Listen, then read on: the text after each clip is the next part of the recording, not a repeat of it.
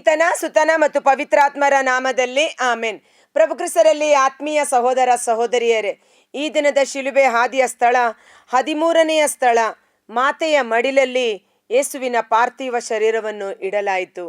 ಸ್ವಾಮಿ ಯೇಸುವೆ, ನಿಮ್ಮನ್ನು ಆರಾಧಿಸಿ ನಮಸ್ಕರಿಸಿ ನಿಮಗೆ ಕೃತಜ್ಞತಾ ಸ್ತೋತ್ರವನ್ನು ಮಾಡುತ್ತಿದ್ದೇವೆ, ಏಕೆಂದರೆ ನಿಮ್ಮ ಪವಿತ್ರ ಶಿಲುಬೆಯಿಂದ ಲೋಕವನ್ನು ರಕ್ಷಿಸಿದ್ದೀರಿ.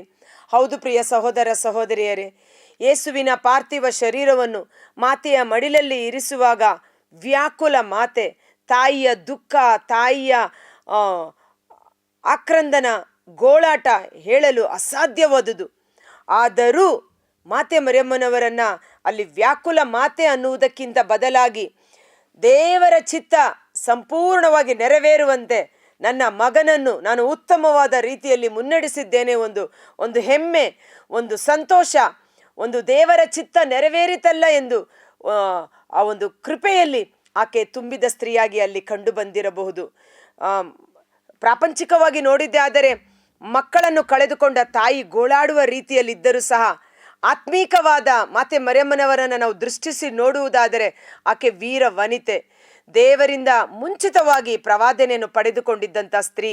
ಸಿಮಿಯೋನ ಪ್ರವಾದಿ ಆ ಬಾಲ ಯೇಸುವನ್ನ ಕೈಗಳಲ್ಲಿ ಹಿಡಿದುಕೊಂಡು, ಇಗೋ ಕತ್ತಿಯೊಂದು ನಿನ್ನ ಹೃದಯವನ್ನು ತಿವಿಯುವುದು, ಈ ಮಗು ಅನೇಕರ ಉನ್ನತಿಗೂ ಅನೇಕರ ಅವನತಿಗೂ ಕಾರಣನಾಗುವನು ಎಂದು ಯೇಸುವಿನ ಕುರಿತಾದ ಪ್ರವಾದನೆ ಸಿಮಿಯೋನ್ ಪ್ರವಾದಿ ಹೇಳುವಾಗ ತನ್ನ ಹೃದಯವನ್ನು ತಿವಿಯುವಂಥ ಸಂಕಟ ಯಾತನೆಯ ಸಮಯ ಇದೆ ಎಂದು ಆಕೆಗೆ ಚೆನ್ನಾಗಿ ಅರಿವಾಗಿದ್ದು, ಅದನ್ನು ಸಹನೆಯಿಂದಲೂ ಮೌನತೆಯಿಂದಲೂ ತಾಳ್ಮೆಯಿಂದಲೂ ಸಹಿಸಿಕೊಂಡು ದೇವರ ಚಿತ್ತಕ್ಕೆ ತಡೆಯಾಗಿ ನಿಲ್ಲದೆ ಬದಲಿಗೆ ಮಗನನ್ನು ದೇವರ ಚಿತ್ತಕ್ಕನುಗುಣವಾಗಿ ಮುನ್ನಡೆಸಿದಂಥ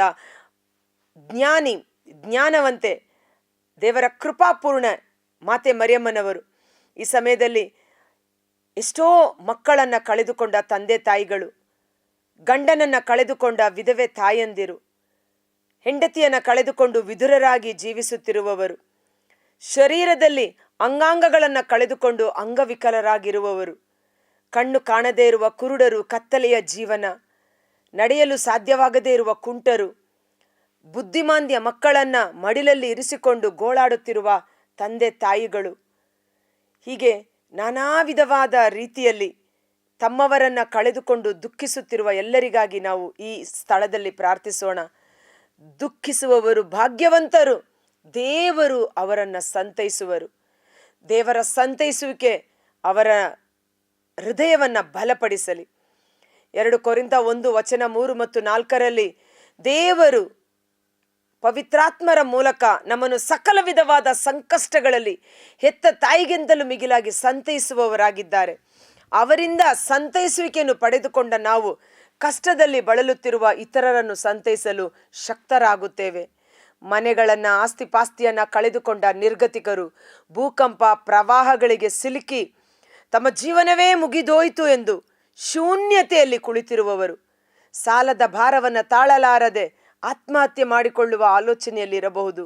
ಇನ್ನು ಜೀವಿಸುವುದಾದರೂ ಹೇಗೆ ಎಂದು ಕತ್ತಲೆಯ ಕೋಣೆಯಲ್ಲಿ ಕುಳಿತಿರಬಹುದು.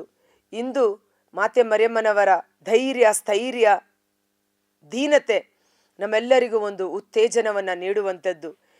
ಏನನ್ನು ಕಳೆದುಕೊಂಡರೂ ಸಹ ಯೇಸುವನ್ನು ಮಾತ್ರ ನಮ್ಮ ಜೀವಿತದಲ್ಲಿ ನಾವು ಕಳೆದುಕೊಳ್ಳಬಾರದು. ಯೇಸು ನಮ್ಮೊಂದಿಗಿದ್ದು ಸಕಲವನ್ನು ಒಳಿತಾಗಿ ಮಾರ್ಪಡಿಸಲು ಶಕ್ತರಾಗಿದ್ದಾರೆ. ಯೇಸುವನ್ನು ಪ್ರೀತಿಸುವವರಿಗೆ, ದೇವರ ಚಿತ್ತದ ಮೇರೆಗೆ ಕರೆಯಲ್ಪಟ್ಟವರಿಗೆ ಸಕಲವು ಹಿತಕರವಾಗಿ ಪರಿಣಮಿಸುತ್ತದೆ. ಅಲ್ಲಿದ್ದ ಜನರು ಮಾತನಾಡಿರಬಹುದು, ವಿಧವೆ ಸ್ತ್ರೀ ತನ್ನ ಮಗನನ್ನು ಕಳೆದುಕೊಂಡು ದುಃಖಿಸುತ್ತಿದ್ದಾಗ ಆ ಮಗನನ್ನು ಜೀವಕ್ಕೆ ಎಬ್ಬಿಸಿದ ಪ್ರಭು ಯೇಸು. ಮಾರ್ತಾ ಮತ್ತು ಮರಿಯಳು ಲಾಜರನನ್ನು ಕಳೆದುಕೊಂಡು ಕಣ್ಣೀರಿನಿಂದ ಗೋಳಾಡುತ್ತಿದ್ದಾಗ ಅವರೊಟ್ಟಿಗೆ ಕಣ್ಣೀರಿಟ್ಟು ಲಾಜರನನ್ನು ಜೀವಕ್ಕೆ ಎಬ್ಬಿಸಿದ ಯೇಸು ಇಂದು ತಾನೇ ಶವವಾಗಿ ಪಾರ್ಥಿವ ಶರೀರದಲ್ಲಿ ಮಾತೆಯ ಮಡಿಲಲ್ಲಿ ಮಲಗಿರುವುದನ್ನು ಕಂಡು ಅಪಹಾಸ್ಯ ಮಾಡುವವರು ಇನ್ನೂ ಅನೇಕ ವಿಧದಲ್ಲಿ ಅಪಹಾಸ್ಯ ಮಾಡಿರಬಹುದು. ಆದರೆ ಇವೆಲ್ಲವನ್ನು ಮನಸ್ಸಿನಲ್ಲಿಟ್ಟುಕೊಂಡು ಯೋಚನೆ ಮಾಡುತ್ತಿದ್ದ ಮಾತೆ ಮರಿಯಮ್ಮನವರು ವಿಶ್ವಾಸದಲ್ಲಿ ಸದೃಢರಾಗಿದ್ದರು.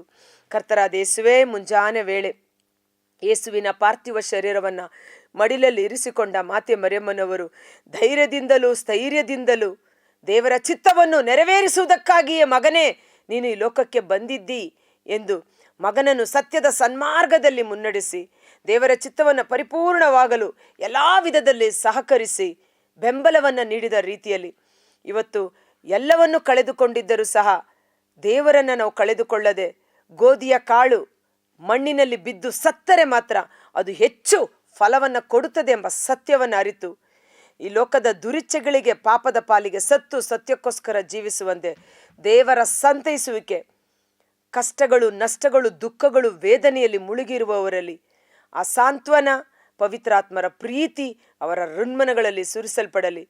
ಅವರ ಜೀವಿತದಲ್ಲಿ ಹೊಸ ನಂಬಿಕೆ, ನಿರೀಕ್ಷೆಯಿಂದ ವಿಶ್ವಾಸದ ಹೋರಾಟವನ್ನು ಮುನ್ನಡೆಸಲು ಬೇಕಾದ ಅಭಿಷೇಕ ಲಭಿಸುವಂತೆ ಯೇಸುವಿನ ಅದ್ಭುತಕರವಾದ ನಾಮದಲ್ಲಿ ಪ್ರಾರ್ಥಿಸಿ ಬೇಡಿ ಹೊಂದಿಕೊಳ್ಳುತ್ತೇವೆ. ಆಮೇನ್. ನಮ್ಮ ಮೇಲೆ ದಯತೋರಿ ಸ್ವಾಮಿ, ನಮ್ಮ ಮೇಲೆ ದಯತೋರಿ. ವಿಶ್ವಾಸಿಗಳ ಆತ್ಮಗಳು ಸರ್ವೇಶ್ವರನ ಕೃಪೆಯಿಂದ ಸಮಾಧಾನದಲ್ಲಿ ವಿಶ್ರಮಿಸಲಿ. ತಂದೆ ದೇವರ ಕೃಪಾಶೀರ್ವಾದ, ಪ್ರಭು ಯೇಸು ಕ್ರಿಸ್ತರ ದೈವಿಕ ಸಂರಕ್ಷಣೆ, ದೈವಿಕ ಶಾಂತಿ, ಸಮಾಧಾನ, ದೈವಿಕ ಸ್ವಸ್ಥತೆ, ಪವಿತ್ರಾತ್ಮರ ಪ್ರೀತಿಯ ಅನ್ಯೋನ್ಯತೆ ನಮ್ಮ ಹೃನ್ಮನಗಳಲ್ಲಿ, ನಮ್ಮ ಕುಟುಂಬಗಳಲ್ಲಿ ಅಭಿಷೇಕವಾಗಿ ಸುರಿಸಲ್ಪಡಲಿ. ಆಮೇನ್.